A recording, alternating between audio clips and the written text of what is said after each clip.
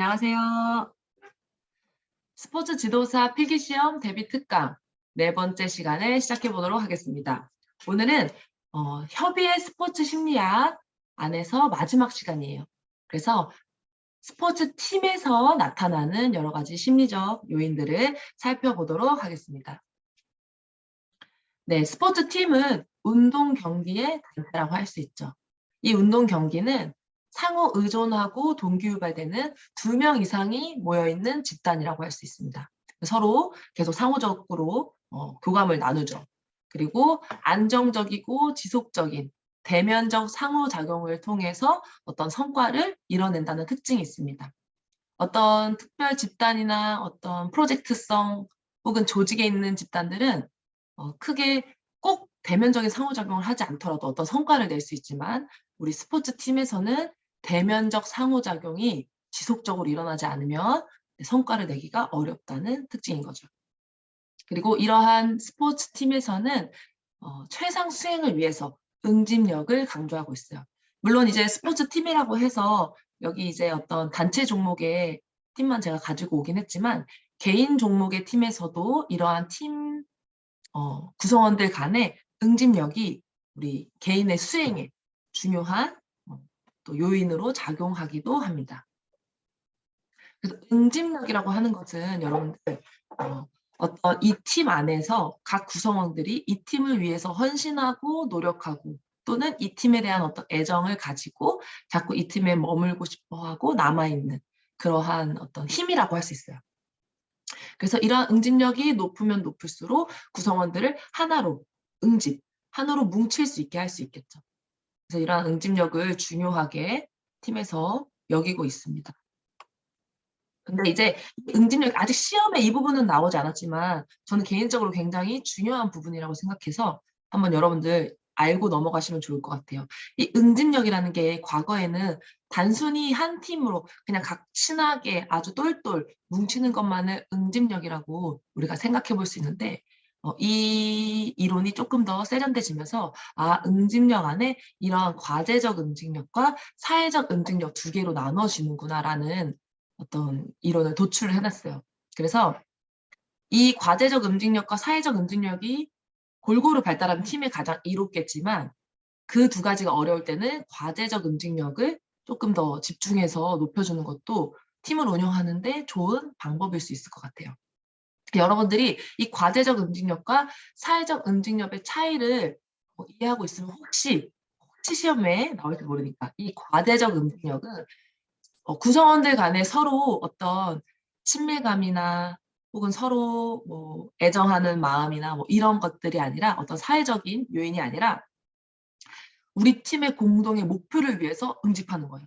내가 쟤를 별로 좋아하진 않지만 우리 팀이 우승하기 위해서는 내가 쟤한테 패스를 해야 되고 쟤한테 화이팅을 넣어줘야 되고 뭐 이런 식으로 과제를 위해서 응집하는 거죠. 그래서 경기가 끝나고 싫어하는 선수한테도 인간적으로 싫어하는 선수한테도 우리 서로 경기력에 대해서 계속 토론할 수 있고 또 어떤 부족한 부분에서 같이 연습시켜줄 수 있고 왜냐? 우리 팀의 목표를 달성하기 위해서 혹은 내 개인의 수행을 더 높이기 위해서 이렇게 우리는 뭉칠 수가 있습니다. 그래서 어떤 분석 이런 것 플러스 팀을 위해서 내가 우리 팀의 목표 달성을 위해서 몸 관리를 열심히 하고 최선의 내 경기력을 발휘하려고 노력하는 것도 과제적 응집력에 해당해요. 이 팀을 위해서 헌신하는 거죠. 그래서 이러한 과제적 응집력이 있고 그 외에 어떤 우리 팀의 목표 달성보다는 우리 팀 간의 구성원들 혹은 지도자가 그냥 좋아서 인간적으로 좋아서 혹은 이 팀에서 뭔가 일어나는 상호작용들이 재밌고 만족스러워서 팀에 남아있는 응집력이 있습니다. 그래서 서로 친하게 지내고 뭐 휴가에도 서로 연락해서 뭐 같이 시간을 보내고 서로 어떤 개인적인 애로사항도 좀 풀어주려고 노력하고 이런 사회적 응집력이 있어요. 그러니까 약간 저학년들 선수들한테 이런 게 좀 많이 나타나죠. 그냥 애들끼리 와서 웃고 재밌고 이래서 좋아서 오죠. 그리고 이제 프로팀 같은 경우에는 아주 뚜렷하게 어떤 개인의 이익과 이 좋은 팀 거기서 또 내가 이제 내 경기력을 충분히 발현하기 위해서 서로 상호작용하고 호흡하고 뭐 이러한 두 가지 축으로 좀 응집력이 구분될 수 있다는 거 기억해 주시면 좋을 것 같아요. 중요한 건 이제 이 부분부터입니다. 네, 우리 이래서 왜 이런 응집력을 스포츠 팀에서 중요하게 여기냐면 아까도 이야기했지만 팀의 최상 수행, 아주 최고 수행을 발현해내기 위해서 이러한 응집력이 중요하다는 많은 그런 경험들, 그런 지식들이 쌓여있기 때문에 이제 응집력을 중요하게 여기는 거죠. 여러분들도 많이 경험해봤을 거예요. 만약에 이런 팀이 있는데 개인의 경기력이 이렇게 20점부터 100점까지 나눠져 있다고 합시다. 그러면 이들이 자신이 가진 경기력을 최상으로 발휘한다면 이 개인 경기력이 이 정도인데 최상으로 발휘한다면 총 610이라는 팀 경기력이 나와야겠죠. 근데 우리 여러분들 잘 알다시피 이러한 경기력이 나올 때도 있고 이거보다 더 적은 점수가 나올 때도 있고 또 어떨 때는 사실 굉장히 더 큰 점수가 시너지 효과가 나서 나타나기도 하죠. 혹은 상대편이 좀 준비를 덜 했다던가. 어쨌든 스포츠상에서는 여러 가지 객관적으로만은 설명할 수 없는 이러한 현상들이 일어나기 마련이죠. 그래서 이러한 팀 경기력을 우리가 조직 심리학에서 다루는 집단의 실제 생산성에 이제 비유해서 설명을 해요.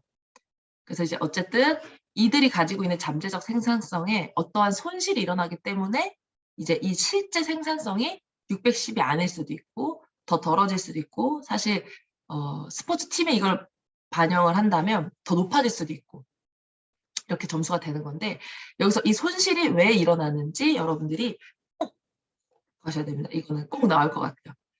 그래서 조정 손실이 일어나기도 해요. 어떤 팀 구조적으로 준비가 덜 돼서 어떤 전략적으로나 전술적으로 뭐 준비가 덜 돼서 서로 간의 호흡이 손실이 일어나기도 하고 동기 손실이라는 게 있어요. 이거를 이제 굉장히 이 팀 수행 심리에서 많이 다루어지는데 구성원들이 각자 이만큼의 자신의 경기력을 발휘할 수 있을 만큼 최선을 다해서 노력하지 않는 거죠. 그러다 보니 이제 팀 경기력이 아주 객관적인 수치보다 낮게 나오는 겁니다. 동기 손실. 각각의 개인들이 동기가 상실된 거예요. 그래서 이 상실로 인해서 어떤 팀 경기력이 손실되는 거죠. 이 동기 손실이 왜 일어나는지 이걸 여러분들이 요인별로 구분할 수 있어야 됩니다. 그래서 이 동기 손실의 원인, 개개인이 이 어떤 수행을 열심히 하려는 그 의지가 감소하는 그 동기 손실이 왜 일어나느냐. 이게 집단이 형성되고 나면 그 집단에 사회적 태만 현상이라는 게 나타난다고 합니다. 링겔만 효과라고도 해요. 뭔가 개인이 혼자 있을 때보다 더 게을러지는 현상이에요. 이건 이제 링겔만이라는 학과 어떤 줄다리기 실험을 통해서 이제 개발해냈다고 해서 링겔만 효과라고도 하고 사회적 태만 현상이라고도 해요. 똑같은 동의어니까 여러분들 시험에 뭐가 나와도 헷갈리시면 안 되고 실제로 해마다 조금 이렇게 다르게 나왔어요. 그러면 뭐 이렇게 여러 명 혼자 할 때는 100이라면 여러 명이 할수록 자꾸 그 힘의 총량이 적어진다는 거죠. 그래서 왜 이런 현상이 일어났을까? 이제 그런 것들을 연구하다 보니 다음과 같은 4가지 전략을 개인이 펼침으로 인해서 이러한 손실이 일어나는 거예요. 그래서 어떠한 현상이냐? 구체적으로 할당 전략. 개인이 집단에 들어가면 할당 전략이라는 걸 펼칠 때가 있대요. 여러분들도 아마 여기 있는 전략 중에 분명 해본 게 있을 겁니다. 네, 저도 해봤고.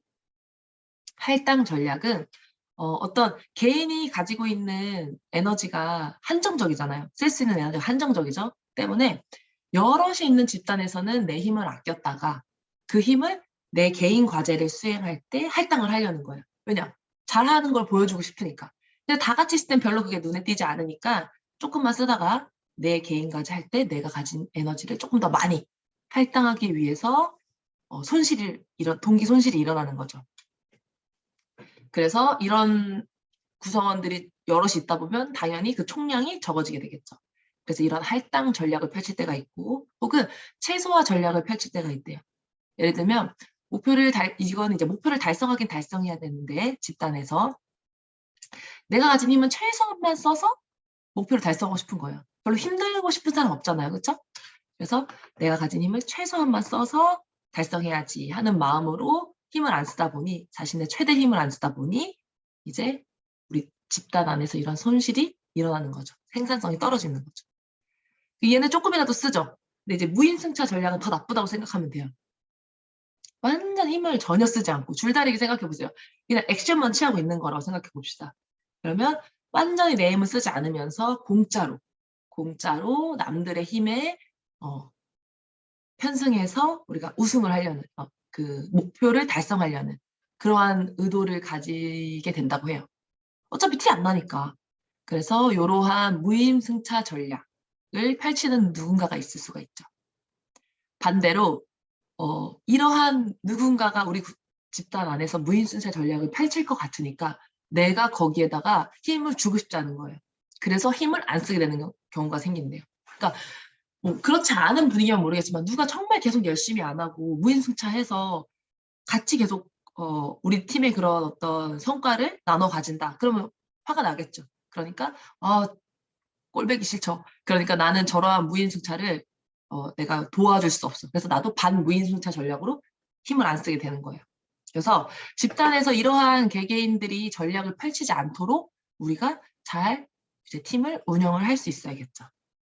그래서 이렇게 아마 보기가 나오면 그 보기가 지금 그 개인이 어떤 전략을 펼쳐서 지금 손실이 일어나고 있는지 여러분들이 유추할 수 있는 정도가 되셔야 됩니다. 그래서 이러한 개개인의 사회적 태만, 현상을 극복시키기 위해서는 다음과 같은 전략을 팀에서 사용할 수가 있어요. 모두 빨간 글씨니까 시험 문제에 한번 나왔다는 거겠죠. 네. 개개인이 노력한 정도를 모두 확인할 수 있게 우리가 어떤 뭐 도구를 활용해서 확인할 수 있게 이렇게 가시화시켜주는 작업을 해볼 수가 있습니다. 그래서 자신이 열심히 안 한 게 티가 날 수 있게. 그리고 팀 내 상호작용. 개개인뿐만 아니라 어떤 지도자 간에도 상호작용을 높여서 서로 간에 책임감을 가지고 이 팀을 위해서 헌신할 수 있도록 자꾸자꾸 독려를 해야겠죠. 그리고 팀이 어떤 우승, 어떤 대회에서 뭐 몇 승, 이렇게 팀의 목표만 세우는 것이 아니라 개개인별로도 목표를 설정해줘서 개인이 이제 발전하는데 조금 더 미시적인 안목으로 내가 지금 발전하기 위해서 당장 해야 되는 그런 업무들을 줄 필요가 있겠죠. 과제들을. 그렇지 않으면 너무 멀리 있는 그런 팀의 그런 달성 목표가 있으면 좀 게을러지기 쉽겠죠. 그래서 개개인이 해야 될 일을 쥐어주는 겁니다. 그리고 단체로 있는 것보다는 조금 소그룹으로 나누어서 눈에 그러면 좀 더 눈에 띄잖아요. 아무래도 50명이 운동하고 있을 때보다 3, 4명이 운동하고 있을 때 누가 더 열심히 하는지 빨리 캐치할 수 있겠죠. 서로. 지도자도 그렇고. 때문에 소그룹으로 좀 분할해서 어떤 활동을 시키는 방법 이런 것도 있고 서로 다른 포지션들을 연습하도록 기회를 주는 거예요. 그래서 자기만 힘든 줄 알았지만 알고 보니 저 포지션도 힘들구나. 알고 보니 저런 역할도 힘들구나. 꼭 이제 무슨 운동에서 뭐 주장이라든가 여러 가지 총무라든가 뭐 여러 가지 이런 뭐 청소하는 일도 그렇고 그러한 일들을 서로 돌아가면서 하도록 해서 각각 얼마나 힘들었는지 이제 느낄 수 있도록 그러면 서로를 위해서 조금 힘을 더 내려고 노력할 수 있겠죠. 이러한 방법들을 여러분들이 이제 기억을 해주셔야 됩니다. 응집력 이론이 여러 가지가 있어요. 그중에 대표적으로 2가지 정도가 잘 활용이 되는데 이 스포츠 지도사 시험에서는 이 캐론의 팀 응집력 모형만 지금까지는 나왔던 것 같더라고요. 그래서 요거 하나만 가지고 왔습니다. 우리가 이 응집력이 중요한데 그러면 이 응집력을 높여주기 위해서 이 응집력에 도대체 영향을 미치는 것은 무엇이냐? 이걸 확인해 봐야겠죠. 그래야 그것들을 우리가 조정해서 응집력을 높여줄 수 있으니까. 그래서 이러한 모형들이 개발이 된 겁니다. 캐론이 이야기하는 응집력에 영향을 미치는 요인들은 다음과 같은 4가지 요인이에요. 이것 여러분들이 기억하셔야 돼요. 환경적 요인, 리더십, 팀, 개인적 요인. 이 4가지 요인들이 각각 이제 응집력에 직접적으로 혹은 간접적으로 영향을 미치고 있죠. 하나씩 살펴봐야 됩니다. 세부적으로 이 환경적 요인, 이 각각의 요인들이 어떤 것들을 의미하는지 여러분들이 좀 기억을 해두셔야 돼요. 이 환경적 요인은 조금 이 팀을 멀리서 바라보는 느낌으로 여러분들이 기억하시면 될 것 같아요. 그래서 이 환경이 이 집단이 지금 현재 어느 위치에 있는지 어떤 지원을 어느 정도의 지원을 받고 있는지 서로 간의 어떤 팀과 어떤 구단 뭐 이러한 구조적인 위치는 어떠한지 그리고 그러한 위치에서 이 팀이 받게 되는 어떤 압력은 어떠한지 뭐 이러한 좀 큰 틀에서 이 팀이 가지고 있는 요인입니다. 환경적 요인. 그래서 이 환경적 요인이 개인과 리더십에 조금씩 영향을 또 미치기도 해요. 그리고 그 미치지 않더라도 또 각각 개인적 요인과 리더십 요인이 또 있겠죠. 어쨌든 이러한 팀의 구조적인 환경적 요인이 있고 개인적 요인, 팀 구성원들이 가지고 있는 어떤 개인적인 요인, 성별 비율이 어떠한지, 개개인이 팀에 이제 느끼고 있는 만족도라든가 개개인이 어떤 특성, 배경들, 뭐 이러한 여러 가지 개인적 요소들. 요건 좀 구분하기 쉽겠죠. 그리고 리더십 요인. 리더십 요인은 이제 지도자가 어떻게 행동하는지, 어떤 리더십을 가지고 있는지, 그리고 이 지도자가 선수들이랑 어떤 관계를 형성해 가고 있는지. 이러한 리더십 요인이 이제 또 팀 요인 혹은 응집력에 이제 영향을 미치겠죠. 당연히 미치겠죠. 그러면 이러한 또 요인들이 있고, 네. 이 팀 요인과 환경적 요인이 조금 헷갈릴 수 있어요. 근데 이 환경적 요인은 조금 이렇게 큰 구조적인 틀에서 여러분들이 보면 되고, 팀 요인은 이제 구성원들 간에 조금 더 세밀한 그러한 내용들입니다. 그래서 우리 팀이 현재 지향하는, 우리 팀이 어떤 집단에서 구조적으로 주는 압박감, 압력 말고 우리 팀 구성원들끼리는 어떤 목표를 향해 가고 있는지, 어떤 것들을 지향하는지, 그리고 우리 팀에 어떤 규칙들이 있는지, 우리 팀의 현재 능력은 어느 정도인지, 그리고 우리 팀이 어느 정도 안정적이고 그런 건지, 우리 성취는 우리 각각 구성원들이 어느 정도 요구하고 있는지, 이러한 세부적인 팀 어떤 내용들은 이제 팀 요인 안에 들어가요. 이 환경적 요인에는 이제 어떤 팀의 그런 구조적인 그 규모라든가 팀이 가지고 있는 큰 규모, 작은 집단인지 큰 집단인지, 어느 정도 지원이 오는지, 뭐 이러한 것들이고, 팀 요인은 세부적인 거. 요게 조금 헷갈릴 수 있는데 요거를 좀 나중에 문제 풀면서 잘 우리가 한번 또 파헤쳐 봅시다. 리더십을 조금 이해해보고 이제 마칠 거예요. 우리 문제 풀어 가볼게요. 리더십은 집단이 여러 가지 정의가 있는데 이 정도만 알아두시면 될 것 같아요. 집단이 가지고 있는 공동의 목표가 있잖아요. 우리 스포츠팀에는 그 목표를 달성하도록 도와주는 모든 과정이자 행위, 이런 것들 우리가 리더십이라고 좀 포괄적으로 설명을 해볼 수 있는데, 리더십 이론이 굉장히 많습니다. 진짜 많은데 착착착착착 발전을 했어요. 이런 특성적 접근에서 특성적 리더는 어떤 특성을 타고난다. 그래서 키 어느 정도, 피부 색깔이라든가 어떤 성격이라든가 타고난다. 뭐 이런 것들이 있었어요. 근데 그렇게 설명이 안 돼. 그러다 보니 이제 행동적 접근으로 갔어요. 어떤 걸 타고나서 리더가 되는 게 아니라 어떤 좋은 리더들이 하는 행동들이 있더라. 이 행동들은 나중에 후천적으로 습득도 될 수 있더라. 이런 식으로 발전을 했습니다. 그래서 이들이 배려적이고 혹은 어떤 이 팀의 결과에 집중하는지, 이 팀의 그 구성원들의 이익에 집중하는, 이 구성원들의 그런 인간적인 매력에 집중하는지, 그래서 어떤 행동들을 하는지, 그래서 어떤 게 조금 더 효율적인 리더십인지 이렇게 밝혀낸 연구들이 있고, 그 이후에 아니 리더가 아무리 누구한테 집중하고 여기에 집중하고 좋은 전략을 펼치더라도 리더가 혼자 하는 행동으로 되는 것이 아니라 리더가 현재 처해 있는 상황에 따라서 이 리더십의 효율성 혹은 이 리더십이 어떤 더 강해지고 혹은 더 안 좋게 여겨지고 이렇게 달라지는구나. 이렇게 상황에 따라 달라지는구나, 리더십이. 평가받는 것도 그렇고 그 사람이 행하는 행위도 그렇고 이러한 상황적 접근이 이제 쭉 발전을 해왔습니다. 그래서 이 상황적 접근이 굉장히 많은 또 파생된 이론들이 많이 있는데 우리는 이 상황적 접근을 조금 집중하시면 될 것 같아요. 요거는 어느 정도 어떤 느낌인지 아시겠죠? 개념만 이해하시고. 그래서 이제 이 상황적 접근에서 리더십을 바라보는 이론들 중에서 이제 다차원 리더십 모형이라는 게 있어요. 요게 이제 시험 문제에 좀 자주 나왔던데, 우리 아까 특성만 가지고 얘기를 한다면 특성론적 입장에서 리더의 실제 행동이 지도자의 특성에 의해서 영향을 받는다고 했죠. 근데 이제 상황적 접근에서 가보면 그것뿐만이 아니라 어떤 실제 행동에는 규정된 행동, 선호하는 행동, 누가? 구성원이. 혹은 규정된 행동은 왜? 상황에 따라서 규정된 행동, 요구하는 것들이 있죠. 지도자에게 요구하는 행동들이 사회적으로. 이러한 것들이 실제 행동에 영향을 미쳐서 이제 우리 선수들의 수행 결과와 만족도에 영향을 미치더라. 이렇게 여러 가지 특징들이 리더십에 영향을 미치더라. 이러한 다차원적 리더십 모형이 이제 개발이 됐어요. 요걸 좀 기억해 주시면 되고, 어떻게 기억하냐면 여기 선수들의 수행 결과 만족도에 직접적으로 영향을 미치는 이 여러 가지 행동들이 있고 어떤 리더 행동이 있는지 봅시다. 실제 행동, 가운데 실제 행동이고요.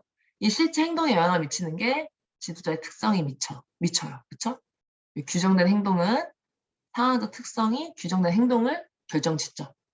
그리고 선호하는 건 구성원들이 선호하는 행동.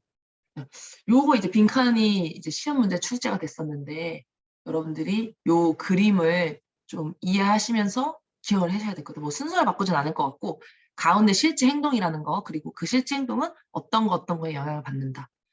이게 단순히 기억이 안 나면 이 원이 선행 변인을 쫓아가 보고 구성원에 의해서는 이들이 선호하는 거 상황에 의해서는 어떤 규정된 이렇게 좀 기억을 하셔야 될 것 같아요. 그리고 리더십을 발휘할 때 우리가 어떤 원하는 행동을 높이거나 원하지 않는 행동을 소과시키기 위해서 이러한 강화와 처벌이라는 전략을 사용하게 됩니다. 이것도 시험 문제에 좀 나왔어가지고 여러분들이 이거 좀 헷갈리는데 이제 지금 한번 잘 기억해 보세요. 자, 먼저 뭐 정적 강화, 부적 강화, 정적 처벌, 부적 처벌 이런 식으로 이게 이렇게 두 개 붙어서 나오거든요. 그 내용이. 그러면 그게 뭘 의미하는지 여러분들이 딱 찾아주셔야 되는데 보기가 나오면 먼저 이렇게 기억하시면 돼요.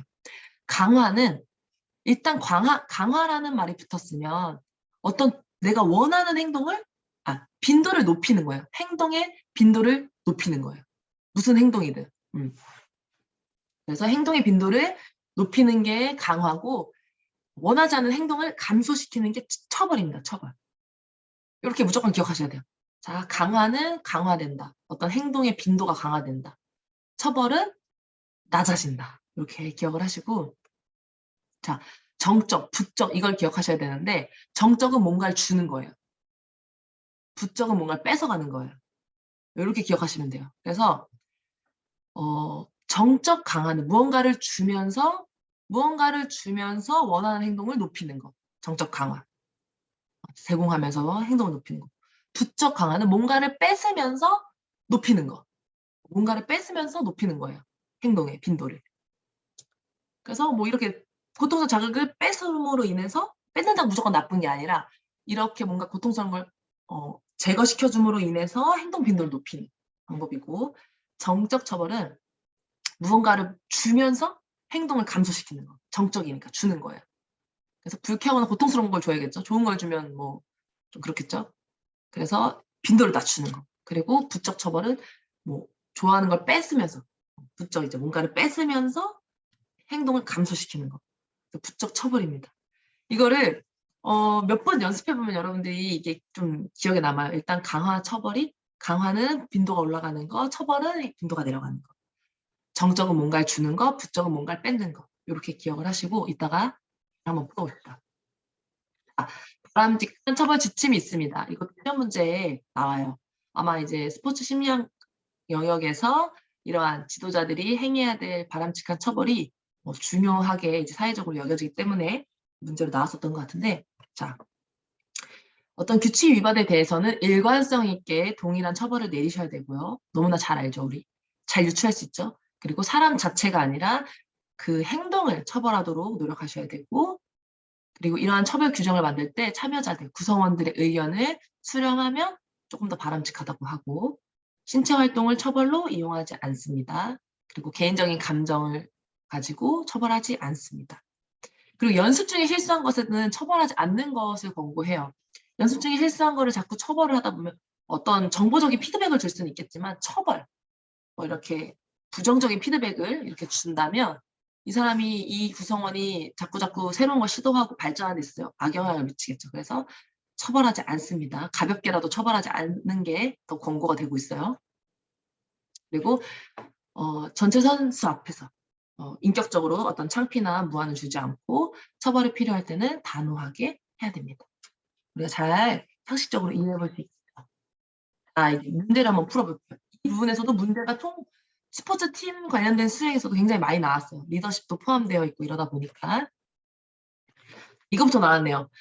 테론의 응집력 모형에서 응집력과 관련 있는 팀 요소가 아닌 것은.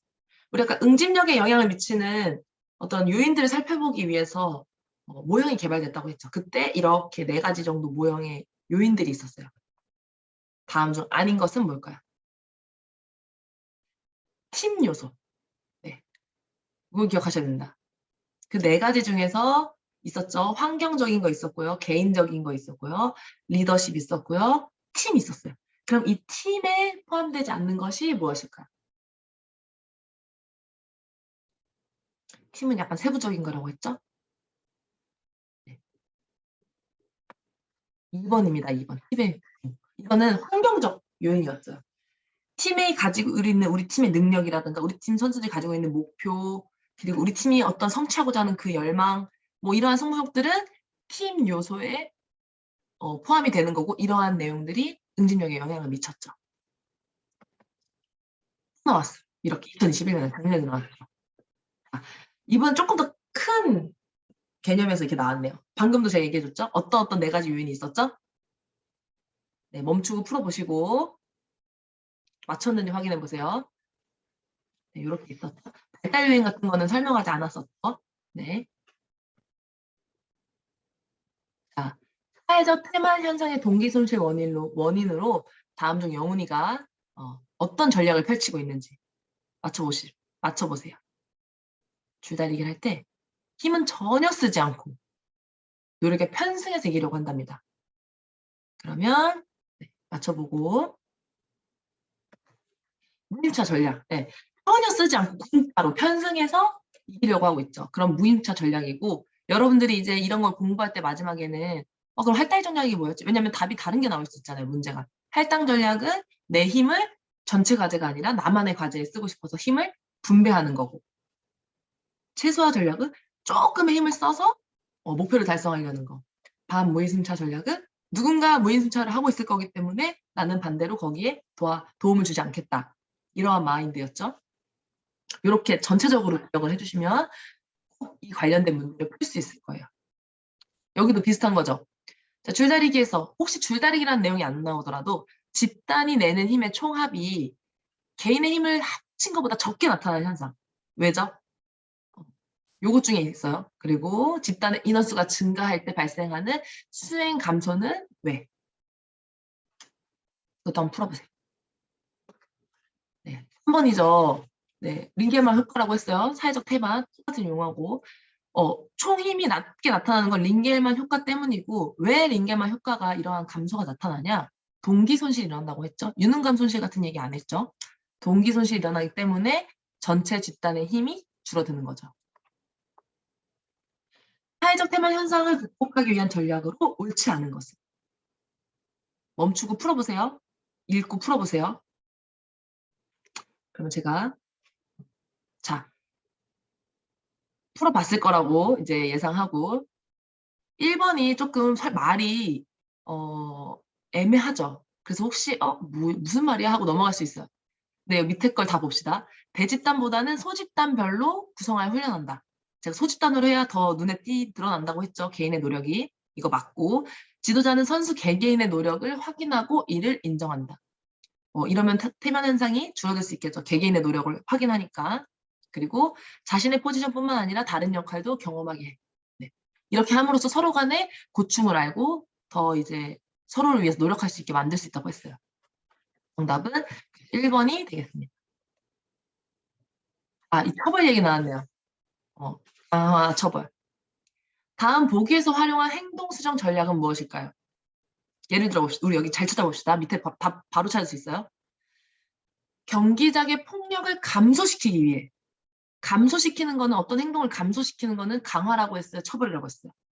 네, 처벌입니다. 그리고 그 처벌을 하기 위해서 출전 시간을 제한하는 제도를 시행했대요.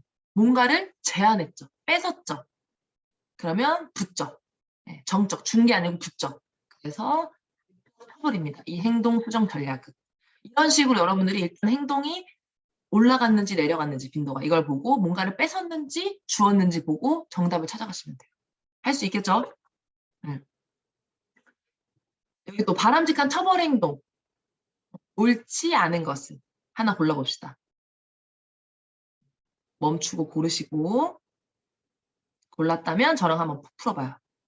사람이 아니라 행동을 처벌한다. 맞죠? 동일한 규칙 위반에 대해서는 동일하게 처벌한다. 당연하죠. 연습 중에 실수한 거에 대해서는 가볍게 처벌한다. 가볍게라도 처벌하면 안 됩니다. 이렇게 권고하진 않았어요. 물론 때에 따라서 처벌이 우리가 필요하겠지만 일단 권고 사항은 여기 와인버그와 굴드가 얘기한 처벌 행동에는 있지 않습니다. 처벌을 하지 않고 가볍게라도. 규칙 위반에 관한 처벌 규정을 만들 때 선수들의 의견을 반영한다. 맞죠? 스포츠 지도사 리더십 행동으로 하지 않은 것. 이것도 우리가 아주 기본적으로 생각해 보면서도 풀 수 있을 거예요. 이런 문제가 나왔었고 정답을 본인이 한번 먼저 풀어보고 자, 선수에게 개별 시간을 할애하는 행동 해야겠죠. 어떤 개인 시간을 할애하는 개별 시간을 할애하는 거는 어떤 관심의 표현이고 네.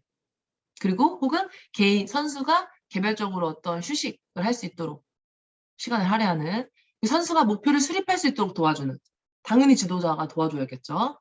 선수에게 과도한 자신감을 부여하는 이 과도한이라는 글씨가 없었으면 맞았을 텐데 과도하게 부여하면 안 되겠죠. 선수가 부담을 느낄 수 있겠죠. 선수의 주의 산만 요인을 파악하고 그것을 지도해주는 행동 당연히 맞겠죠. 마지막 문제입니다. 이렇게 나왔어요. 다차원 리더십 모형에서 이렇게 빈칸을 주고 리더 행동 안에 들어가는 거를 찾도록 나왔어요. 그러면 리더 특성에 의해서는 니은. 여러분 한번 문제 풀어보세요. 니은이 뭔지 요 중에. 직접 풀었기를 먼저 바라고 자 리더 특성으로 인해서는 실제 행동이 일어나요. 실제 행동이 일어나고 상황 요인에 의해서는 어떤 행동? 규정된 행동. 어떤 압박에 의해서 상황에 따라서 상황 특성에 의해서는 그들이 선호하는 행동. 이런 것들이 실제 행동에 영향을 미친다고 했어요. 역은 규정, 실제, 선호. 이렇게 구분이 될 것 같습니다. 네, 네 번째 특강도 여러분들 듣느라고 수고했고 이제 다음 시간부터는 우리 광희의 스포츠 심리학 안에서 다른 하위 영역을 이제 한 번에 한 챕터씩 살펴볼 거예요.